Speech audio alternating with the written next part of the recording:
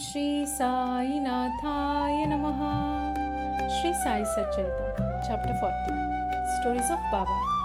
First, attending Mrs. Dev's Udyapan ceremony as a sannyasi with two others. Second, visiting Hemat Pant's house in the form of his picture. In this chapter, we give two stories. First, how Baba attended the Udyapan ceremony organized by Mr. Dev, mother, at his house at Dahanu. And second, how Baba attended the Shimga dinner party in Hemat Pant's house at Bandra. Preliminary. Blessed is Shri Sai Samarth, who gives instructions in both temporal and spiritual matters to his devotees and makes them happy by enabling them to achieve the goal of their life. Sai, when places his hand on their heads, transfers his power to them, and thus destroying the sense of differentiation, makes them attain the unattainable thing.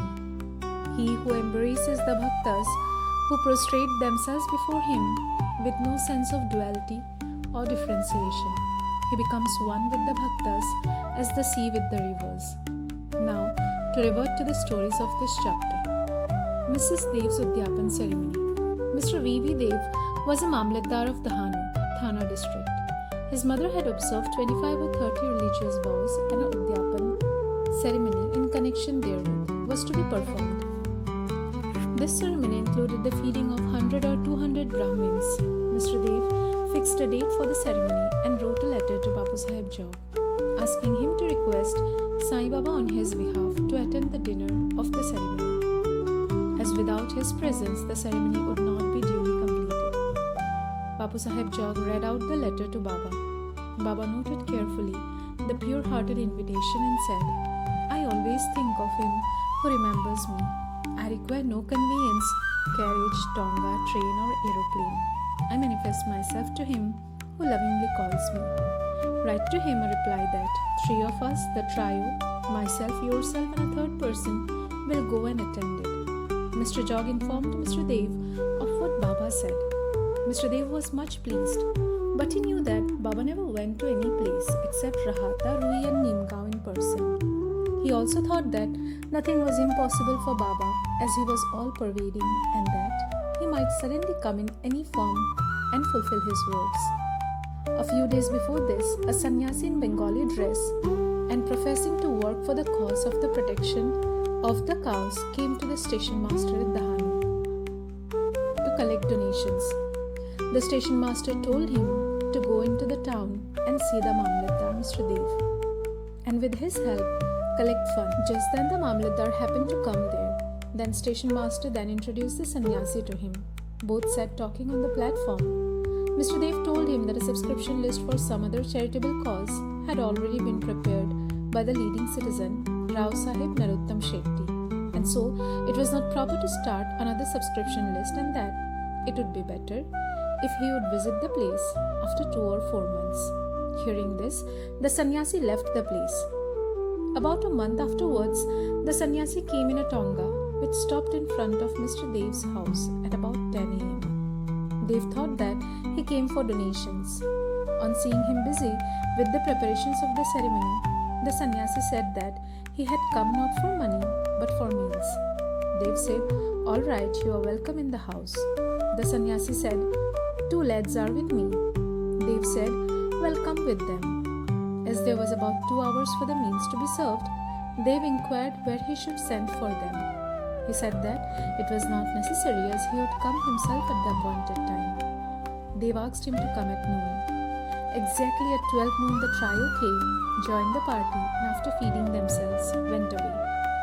After the ceremony was finished, Dev wrote a letter to Bapu Sahib Jog, complaining of Baba's breach of promise. Jog went to Baba with the letter. But before it was opened, Baba spoke. He says that I promised him to come but deceived him. Tell him that I did attend his dinner with 2 others, but he failed to recognize me. Then why did he call me at all? He thought that the sannyasi came to ask for subscription money. Did I not remove his doubt in that respect? And did I not say that I would come with 2 others? And did not the trio come in time and have their meals? See, to keep my words I would sacrifice my life. I would never be untrue to my words.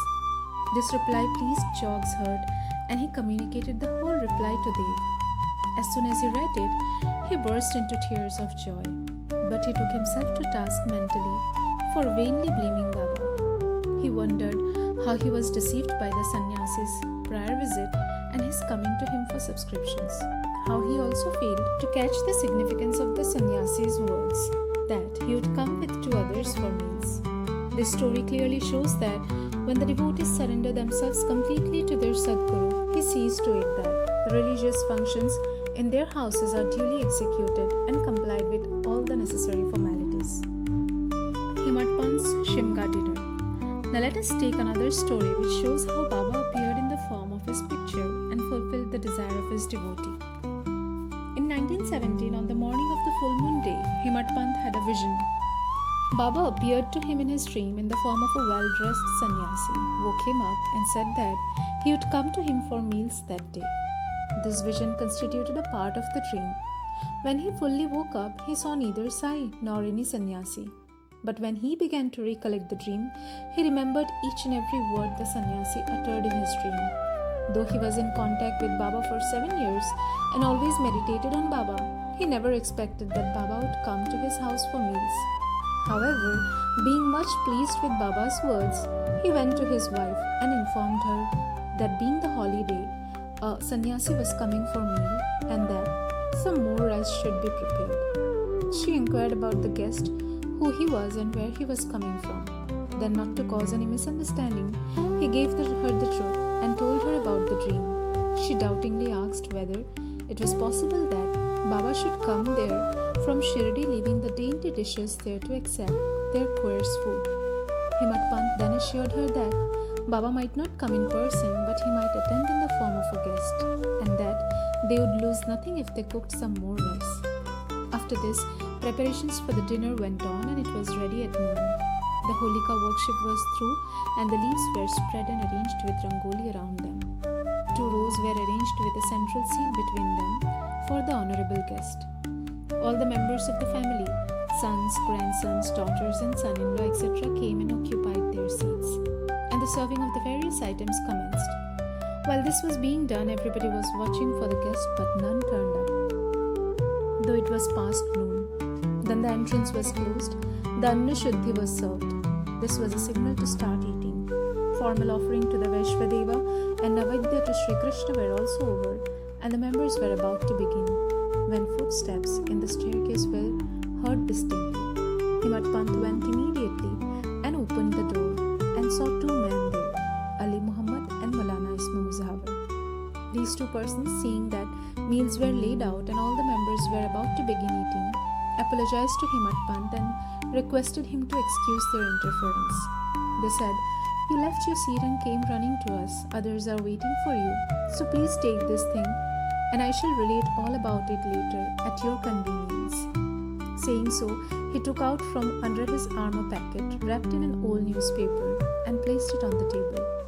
Himat Pant uncovered the packet and saw, to his great wonder and pleasant surprise, a big and nice picture of Sai Baba. On seeing it, he was much moved. Tears ran down from his eyes and hair stood on end all over his body. And he bent and placed his head on the feet of Baba in the picture. He thought that Baba had blessed him by his miracle or Leela. Out of curiosity, he asked Ali Muhammad how he got this picture. He said that he brought it from a shop and that he would give all the details about it afterwards, and wished that, as all the members were waiting for him, he should go and join them. Himat Pant thanked them, bade them goodbye and returned to the dining hall. The picture was placed on the central seat reserved for the guest, and after making the due offering of the Navaidya, the whole party commenced eating and finished it in proper time. On seeing the beautiful form of Sai in the picture, everybody was extremely pleased and wondered how all this happened. This is how Sai Baba fulfilled his words uttered by him in the dream of Himat Pant. The story of the picture with all its details, that is how Ali Muhammad got it, why he brought it and gave it to Himat Pant, is reserved for the next chapter. Go to Shri Sai, peace be to all.